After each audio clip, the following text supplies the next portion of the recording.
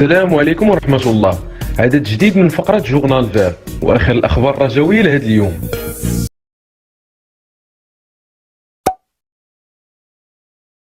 نبداو عدد اليوم من جورنال فير بخبر عنوانه فوز مهم للرجاء أمام اتحاد طنجة في قمة مؤجلة، ونجح فريق الرجاء الرياضي في حسم قمته امام اتحاد طنجة لصالحه بهدفين ل0. نجح في توقيعهم كل وائل نوح السعداوي في دقيقة 41 من الشوط الأول وبين مالونغو نقيطة في الأنفاس الأخيرة من المباراة. اللاعبين اللي مكنوا النسور من إضافة 3 نقاط مهمة لرصيدهم حافظوا بها على وصف الترتيب فريق نقطة واحدة على المتصدر، وشهدت المباراة ندية كبيرة في اللعب بين الفريقين منذ بداية الشوط الأول، إذ حاول كل فريق التحكم في خط الوسط وبناء العمليات الهجومية من الخلف مع الاعتماد على المرتدات، حتى تمكن فريق الرجاء من الحصول على ضربة زاوية نفذها عبد الإله الحافظي وضاع السعداوي وضربة رأسية في مرمى الحارس المجهد. وبينما كانت المباراة كتسير نحو النهاية بنتيجة هدف ل0، استغلوا لاعبي الرجاء الرياضي مساحات في دفاع اتحاد طنجة ومرر الحافظي كرة أرضية لمالونغو اللي نجح في وضعها في شباك اتحاد طنجة بطريقة جميلة ومنح النسور الهدف الثاني لهم، ورفع فريق الرجاء الرياضي رصيدهم من النقاط ل 17 نقطة وحقق بذلك فوزه السادس هذا الموسم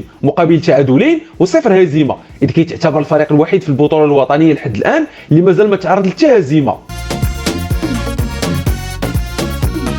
جمال السلامي فوزنا مهم ونعاني من قلة البدائل في الهجوم، وعبر جمال السلامي مدرب فريق الرجاء على ارتياحه الفوز اللي حققه فريقه امام اتحاد طنجة بهدفين ل0، وقدم شكر للاعبين على المجهود اللي بذلوا في المباراة. ووضح السلامي انه كان كيعرف المباراة امام اتحاد طنجة غتكون صعيبة حيت هو فريق كيصنع الفرص وكيشكل خطورة في المرتدات، وضاف ان لاعبي الفريق الاخضر كيعانيوا من الطراوة البدنية، وشار جمال السلامي ان تسجيل نحو وائل السعداوي للهدف كان مهم للتحرر من الضغط اللي كيعاني منه، وشار ان لاعبيه نجحوا في قتل المباراة بهدف ثاني. واكد السلامي ان فريقه كيعاني في خط الهجوم بسبب قله البدائل خاصه بدل غياب محسن متولي، بينما كيتوفر على خيارات كثيره في خطي الدفاع والوسط، لذلك كيطلب من اللاعبين بذل مجهود كبير لمساعده خط الهجوم من اجل تسجيل الاهداف. سكحان حققنا الاهم بالفوز على اتحاد طنجة وكسب 3 نقاط، وديما مع تصريحات اللي طلعت اللقاء اكد لاعب فريق الرجاء الرياضي اسامه سكحان مساء امس الخميس ان فريقه دخل المباراه امام اتحاد طنجة وهو عزم على تحقيق 3 نقاط لمواصله المسار الجيد والمحافظه على لقب البطوله الوطنيه اللي حققوا النسور الخضر الموسم الماضي. وقال سكحان في تصريح القناه الرياضيه بعد نهايه اللقاء مباشره انه بغض النظر على كل الامور كيبقى الاهم في الاخير هو تحقيق 3 نقاط، واللي من شأنها ان تخلي الفريق الاخضر في المنافسه على البطوله وتوسيع الفريق من المطاردين. للاشاره فريق الرجاء الرياضي وسع الفريق على صاحب المركز الثالث نهضه بركان ب6 نقاط وكتفصلوا نقطه واحده على المتصدر الغير التقليدي. جمال السلامي يخص محسن متولي بقرار جديد، وكيخوض محسن متولي عميد فريق الرجاء الرياضي تدريب خاصه حسب برنامج وضعوه للطاقمين التقني والطبي من اجل استعاده لياقته تدريجيا بعد الاصابه القويه اللي كان تعرض لها خلال اخر حصه تدريبيه للمجموعه الرجاويه استعدادا لمباراه الذهاب المنستيري التونسي في كاس الكونفدراليه. وخصو الطاقمين الطبي والتقني لفريق الرجاء الرياضي محسن متولي بتدريب خاصه سهل الثلاثاء الماضي بالركض الخفيف في جنبات ملعب الوزيس، وكان متولي تعرض لاصابه بالغه على مستوى القفص الصدري قبل مباراه الرجاء ضد الاتحاد المنستيري التونسي برسم ذهاب الدور الفاصل والمؤهل لدور مجموعه كاس الكونفدراليه الافريقيه، مفرض غيابه على مواجهته الذهاب والاياب ضد الفريق التونسي اضافه لمواجهه الكلاسيكو ضد الجيش الملكي واتحاد طنجة اللي تجرت بالامس. رشيد الاندلسي غادي نخلصوا لاعبي الرجاء كيف اتفقنا مع فاخر. واعترف رئيس فريق الرجاء الرياضي رشيد الاندلسي ان الازمه الماليه رجعت للفريق الاخضر بحكم التداعيات اللي خلفت جائحه كورونا على ماليته خلال الاونه الاخيره. ووضح رشيد الاندلسي في تصريح خص بموقع لو 360 سبور ان اعضاء المكتب المسير لفريقه كيسابقوا الزمن من اجل البحث على موارد ماليه جديده في ظل الجائحه اللي حرمت نادي الرجاء الرياضي من دعم جماهيره العريضه اللي كانت كتضخ مبالغ ماليه محترمه من خلال الحضور الكبير والمكثف في المباريات اللي كيخوضها الفريق الاخضر بالمركب الرياضي محمد الخامس بالدار البيضاء. وبخصوص المستحقات الماليه للاعبين قال رئيس الرجاء الرياضي بالحرف اللاعبين حقوقهم راه مضمونه وغادي نخلصوهم في المستحقات الماليه ديالهم في اقرب وقت ممكن كيف ما اتفقنا مع محمد فاخر.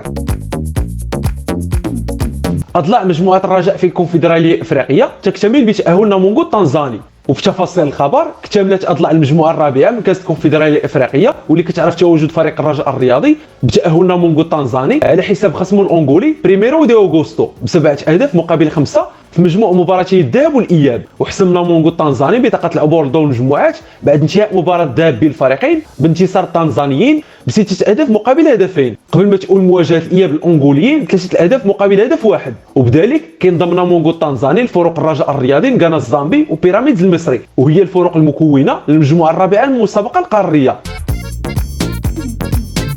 الرجاء الرياضي ياخذ 6 مباريات في 24 يوما قبل الديربي، ومنتظر باش ياخذ فريق الرجاء الرياضي 6 المباريات في 3 مسابقات مختلفه في 24 يوم قبل الديربي 129 اللي غيجمعوا بجار الوداد في 21 مارس المقبل برسم الجوله العاشره من البطوله الوطنيه. وبدا فريق الرجاء الرياضي سلسله مبارياته بمواجهه اتحاد طنجه امس الخميس برسم 7 جولات البطوله الوطنيه، وغيواجهوا الدفاع الحسني الجديدي في الجوله الثامنه يوم 28 من الشهر الجاري، وغيلتقي بطل المغرب الموسم الماضي بعد ذلك باتحاد سيدي قاسم في 3 من شهر مارس المقبل برسم ثمن نهائي كاس العرش، ثم غيواجه يوسفية برشيد في الجوله التاسعه من البطوله الوطنيه قبل ما يبدا رحله دور المجموعات من كاس الكاف، وغيخوض الجوله الاولى يوم 10 مارس ثم الجوله الثانيه يوم 17 من الشهر نفسه، وغيخوض بعد الديربي البيضاوي يوم 21 من الشهر المقبل.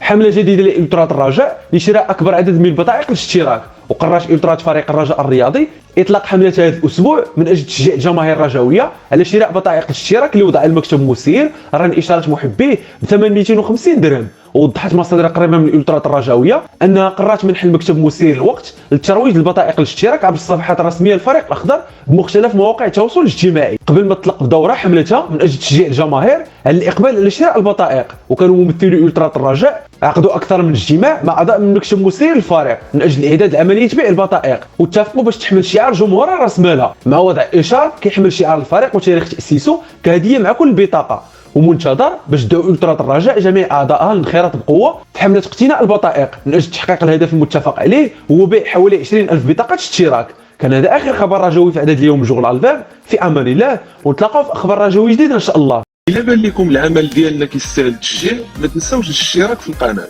والاعجاب بالفيديو وتخليو شي تعليق فيه ارائكم وتشجيعاتكم وحتى انتقاداتكم البناءه.